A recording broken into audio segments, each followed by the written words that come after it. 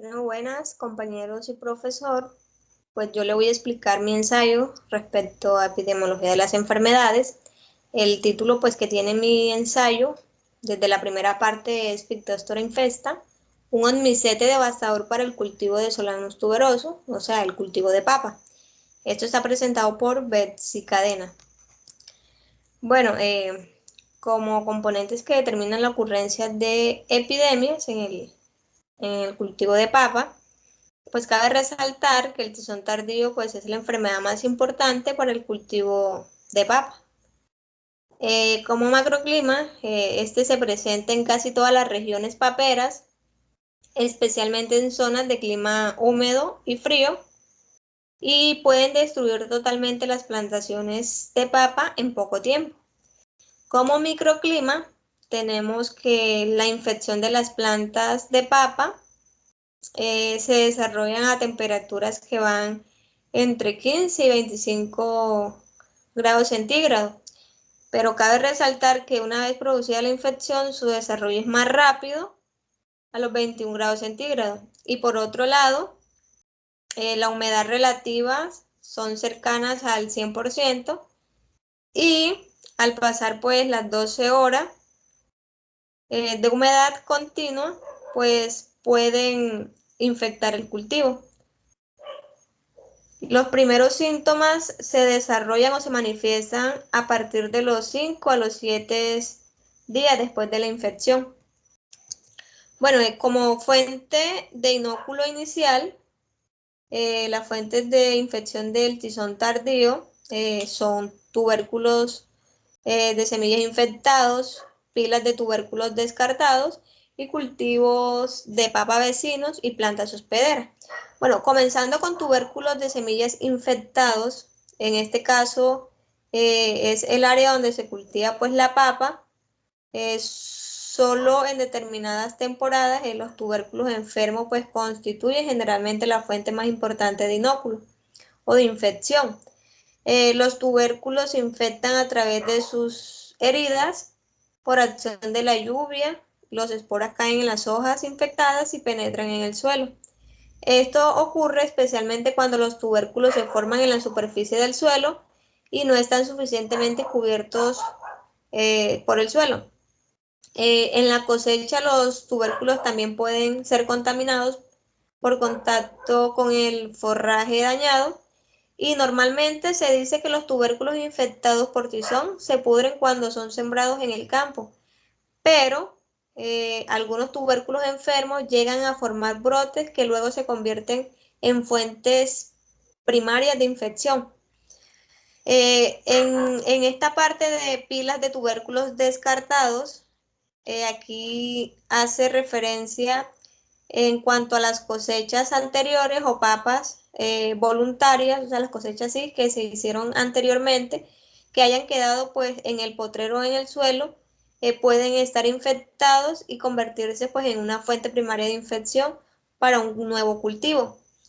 Y ya acá como cultivos de papas vecinos, eh, esto constituye pues otra fuente de infección, especialmente en áreas donde se cultiva papa durante todo el año.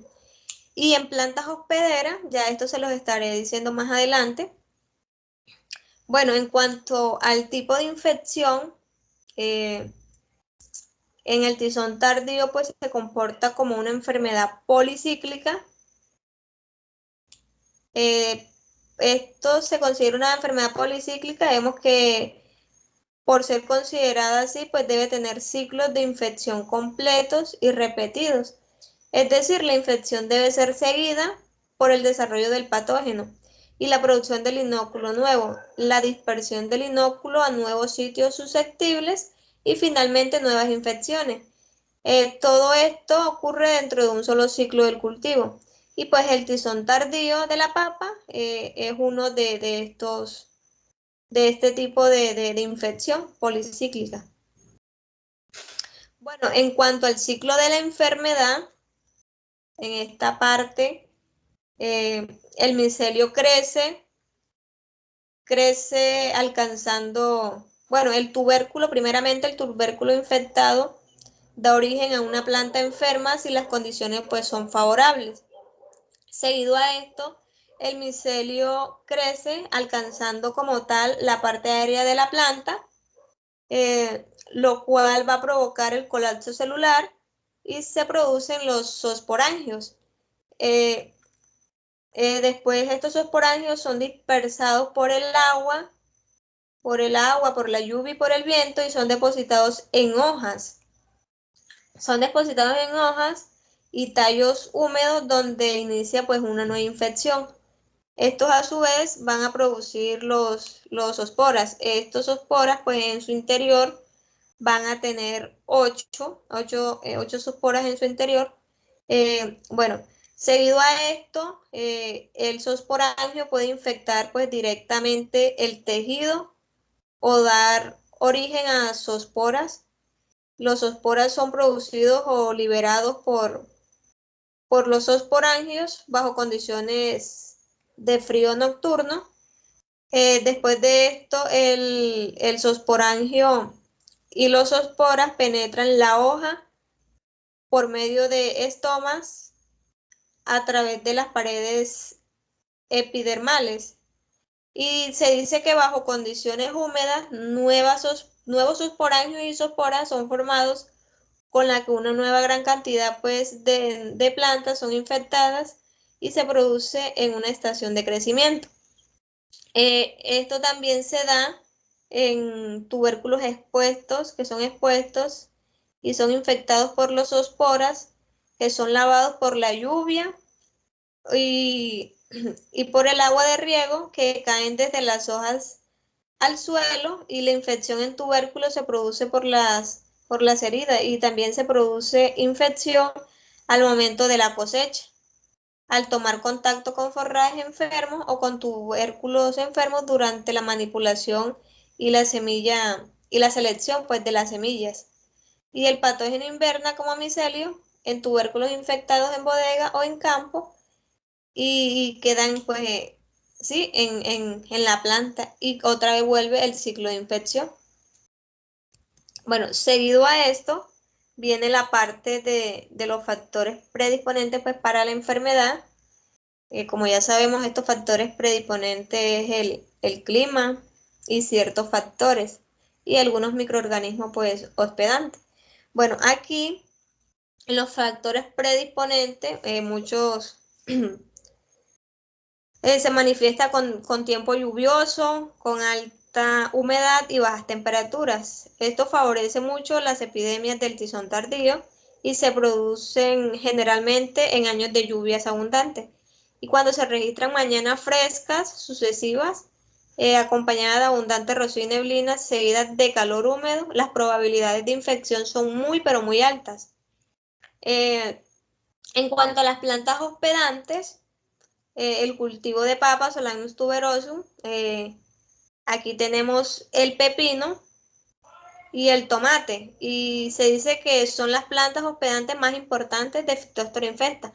Pero quizás la más importante es el tomate. La más importante es el tomate.